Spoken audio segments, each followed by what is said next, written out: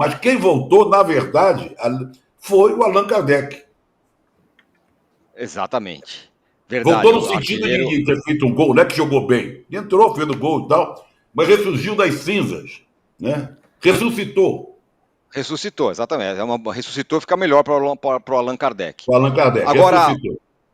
Arnaldo, o povo quer ouvir a sua frase. O Flamengo é favoritaço, é ou não é? Claro que é, né? Com 2 gols na frente, é muito difícil para o Atlético reverter. Concordo que o gol do ressuscitado Allan Kardec deixa uma pimentinha para o jogo da volta. E acho que o gol do Allan Kardec ele faz a gente pensar a questão da ausência do Daverson, falada pelo Danilo, não é apenas a ausência do Daverson, que é um excelente jogador, é como o Galo se encontrou com um centroavante além do Hulk e do Paulinho. E ao repetir o time que ganhou do Vasco, que não jogou bem contra o Vasco, com 2 laterais esquerdos, o Milito, para mim, errou muito na primeira parte do jogo na estratégia, né? Com Rubens e Arana, você não ganha um centroavante isca para o Hulk e o Paulinho poderem jogar mais soltos, e você perde o fator surpresa do Arana. Foi assim contra o Vasco, que ele preferiu essa escalação. Você poderia arriscar com o Allan Kardec, ou quem sabe com o Vargas, para fazer o papel do Davis, né? Vai além da categoria do jogador, vai uma questão tática que o Atlético só se acertou para valer na temporada com um centroavante além do Hulk e do Paulinho. Para mim, esse foi o grande erro do Milito. E o Felipe Luiz, como disse o Mauro, arriscou, anunciou que faria isso. Contra o Internacional, a gente já sabia qual seria o time do Flamengo, com 3 atacantes. E foi muito bem. Eu acho que o time funcionou muito bem, mesmo que o Arrascaeta estivesse, como sempre, meia boca, né?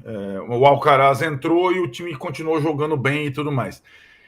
A questão Felipe Luiz, Gabigol, Tite e tal, ela é tão saborosa que o Tite perdeu até para o Sampaoli ontem, se vocês repararem na entrevista do Felipe Luiz, quando o Felipe Luiz lembra que foi o Sampaoli que tirou o Wesley do limbo, né? Que colocou o Wesley para jogar mais vezes como lateral do Flamengo. E o Wesley é um jogador nesse sistema, quando fica um lateral esquerdo mais preso, como o caso do Alexandre, que funciona muito bem. Eu só achei que a nota 10 do Felipe só não veio, porque quando o Milito, enfim, vai para o tudo ou nada e coloca o Kardec mais um centroavante, ele demorou um pouco a colocar o terceiro zagueiro. Ele não demorou outras vezes para fazer isso. E o Flamengo se dá bem com 3 zagueiros, seus 3 zagueiros são bons, uma sobra. O Flamengo precisava de uma sobra. Tomou o gol do Kardec, quase tomou o segundo. E aí ele colocou não só o Fabrício como o Ayrton Lucas. E aí essa formação, que é boa também para o Flamengo de vez em quando, pode ser até utilizada em Minas, com 3 zagueiros e 2 laterais mais bem rápidos. Provável. Acho então, bem provável. Né, exato. Eu acho que ela bem provável. Encaixa o jogo do Atlético. E o Flamengo passa a ter os 2 alas como escape. E acho que demorou um tantinho. E numa final, saiu um gol, poderia ter saído o segundo. A bola ficou lá, pererecando. Então, eu vejo o Flamengo favoritaço, sim. E o Atlético precisa fazer uma... Muita gente lembrou 2014. 2014 talvez tenha sido o título mais épico da Copa do Brasil de todos os tempos. Vencido pelo Galo, do Levir Coupe, né? Foi. Porque o Galo passou pelo Palmeiras nas oitavas,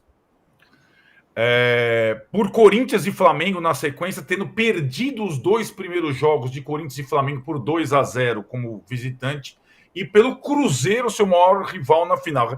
É uma trajetória, acho que inigualável. Arnaldo, o gol fora. Arnaldo, tinha o gol lembre-se, fora, né? Lembre-se, e tomando o primeiro gol no Mineirão do Corinthians. Isso. E fazendo 4-1, se não me engano. Exatamente, 4-1 e 4-1. A mesma coisa com Corinthians e Flamengo, mesma coisa, mesmo roteiro. Isso, mesma 2-0, 3-0 no agregado, 4-1. Exatamente, meteu 4. Só que tem 10 anos disso, né, gente? Só que tem 10 anos disso, né? Só queria frisar uma coisa, o jogo foi 2-1, O Gabriel fez 2 gols. A gente falou muito do Allan Kardec, que o Atlético perdeu, escapou de tomar um coco nos 3-0, e o Gabriel fez 2 gols. Que falamos tanto do Allan Kardec, parece que o Allan Kardec é o novo Carlinhos Bala, não sei o quê. Tá 3-1 o Flamengo, 2 gols do Gabriel. Não, só queria só lembrar, porque senão o pessoal que não viu o jogo entra aqui no poste de bola, acha que foi 3-1 pro Galo e que o Allan Kardec fez 2 gols, mas foi o contrário. E outra coisa, o Daverson não jogou nenhum jogo da Copa do Brasil. Não existe Daverson na Copa do Brasil do Atlético Mineiro. Então isso é um chororô sem cabimento nenhum. Ele não existe, nem o Fausto Vera. Como o Carlinhos não existe também para o Flamengo, porque jogaram por outros clubes. Alguém elementar a ausência do Daverson, que estava na arquibancada lá, brigando, lá, discutindo com as pessoas, lá feito um louco, é sem noção, gente. O cara não participou de jogo nenhum. Ele não existe na Copa do Brasil do Atlético Mineiro. Simples assim.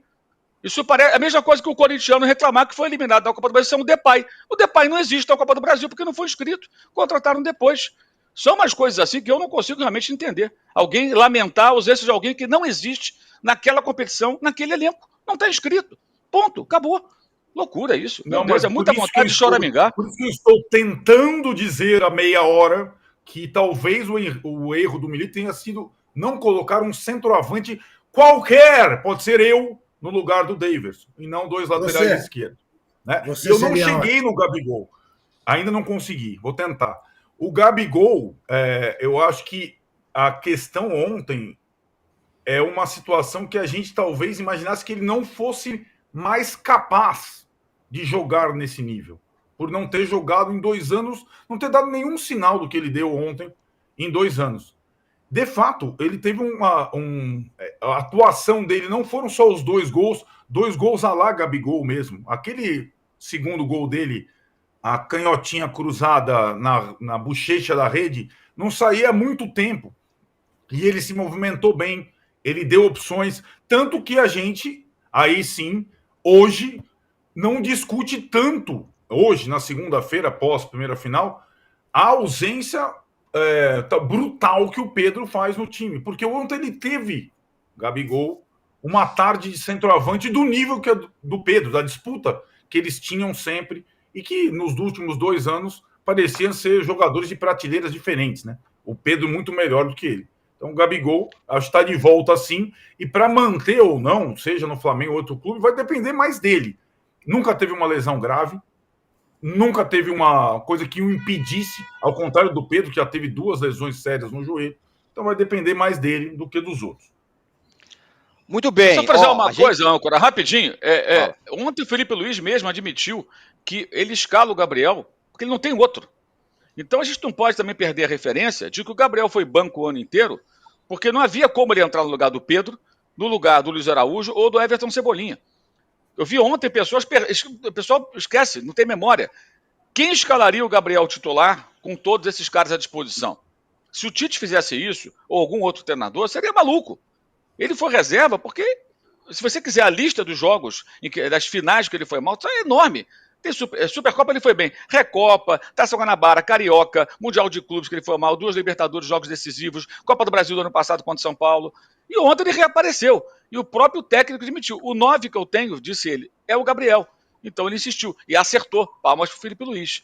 Agora, não é fato também que o Felipe Luiz está devolvendo ao Flamengo essa agressividade. O Flamengo fez jogos assim até com o Tite. Com o Vitor Pereira, com o Sampaoli, pressionando. Como é que o Flamengo eliminou o Palmeiras? Foi na Copa do Brasil.